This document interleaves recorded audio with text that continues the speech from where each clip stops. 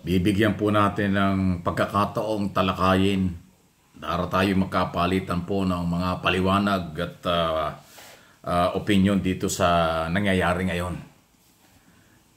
Mangyari po, ang lumalabas na mga reklamo nitong mga kampo ng mga Duterte o yung makilalang Duterte followers, Duterte supporters, DS, yan.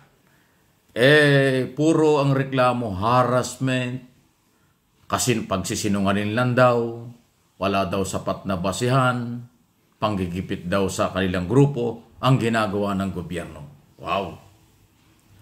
Samantala, noong mga nag-iimbestiga pa ang Kongreso tungkol sa mga nangyari sa human rights violation or POGO operation, illegal drugs at iba pa, sa ilalim ng Duterte administration, ang kanilang sinasabi, puro naman kayo investigasyon, puro kayo bintang, wala naman kayong nakitang ebidensya, wala naman kayong maiharap na kaso. Ayan ang banat nila nun. Di ba? Akala nila, at babanat sila ng babanat ng ganon, ibabaliwala ng Kongreso ng gobyerno ni Pangulong Marcos at liderato ni Speaker Romualdez.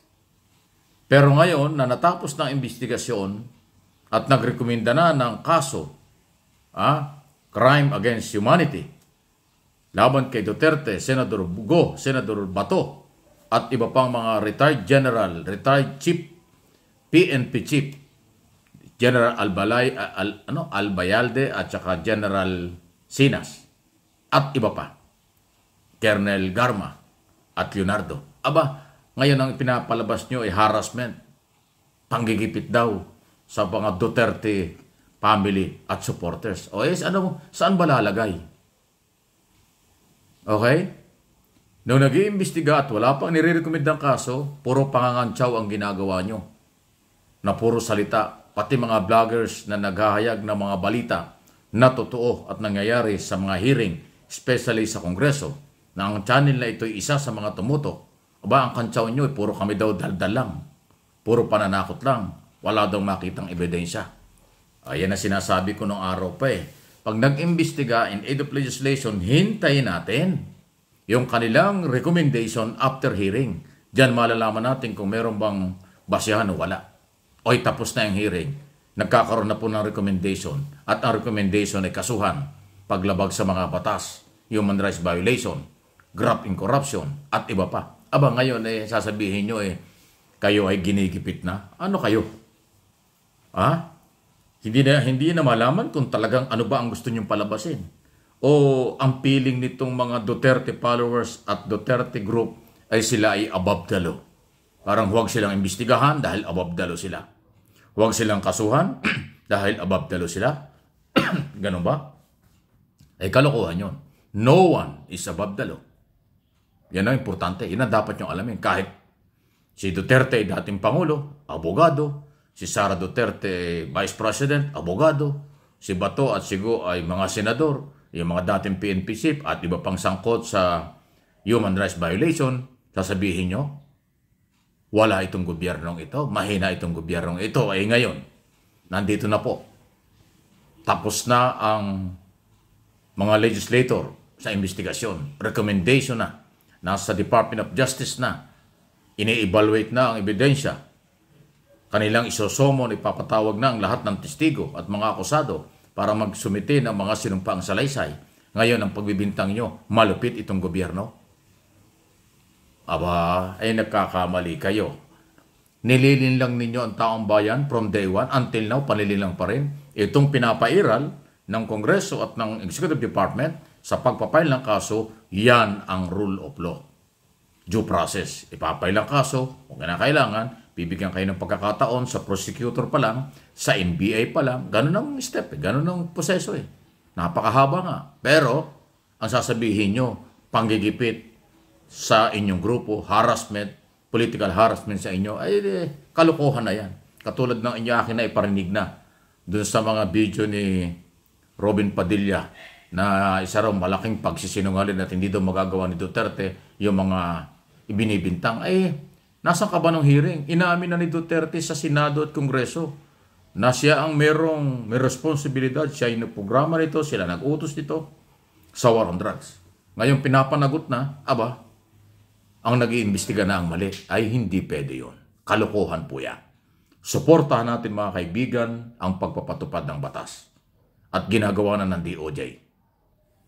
Actually, pwede nga yung direct filing na yan. Dapat nga bilisan nila pero hindi. Para hindi masabing binadali, idadaan sa proseso. Iimbestigahan sila.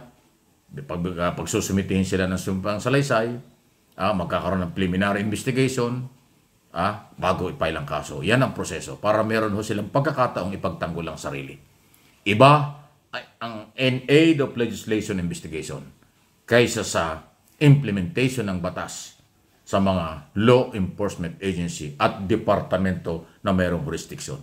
Alam niya ng Pangulo Marcos, kaya nga hindi niya pinigilan, ipinaubaya na sa DOJ kung ano ang gagawin. So, ang DOJ dapat walang holiday at saka NBI at National Prosecutor Service i-evaluate ang lahat ng recommendation ng Kongreso kung sino ang kakasuhan at ano ang mga kaso at ano ang mga pagpapatunay, testigo, akusasyon ng mga naging biktima. Especially yung libu-libong pamilya na pumila, naghintay, na masalang sa public hearing.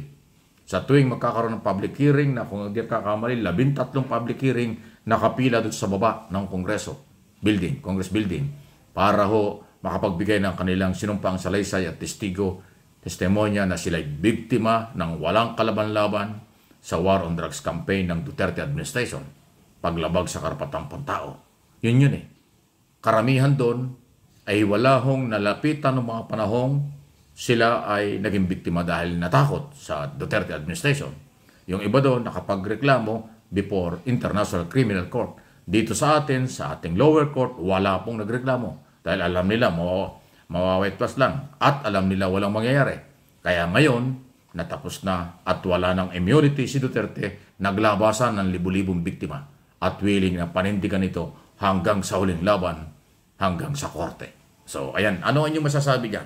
Ulitin ko po Noong panahong nag-iimbestiga pa, puro pangangantsaw, puro lang daw dakdakan, puro salita, wala daw ebidensya, wala daw lahat. Parang wala lang lahat. Ngayon, nagkaroon na resulta at recommendation harassment na ang sigaw, umiiyak na kayo. Ay sino maniniwala sa inyo ngayon? Ang mga matitinong Pilipino maniniwala sa rule of law, naniniwala sa proseso.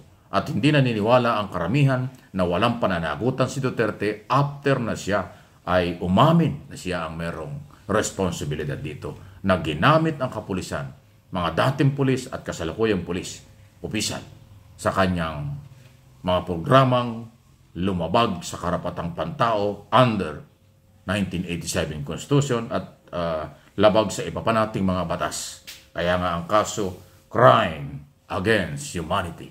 Mabigat po yan. At iba pa tungkol naman sa illegal drugs. Nako, comment, reaction, malaya po kayo.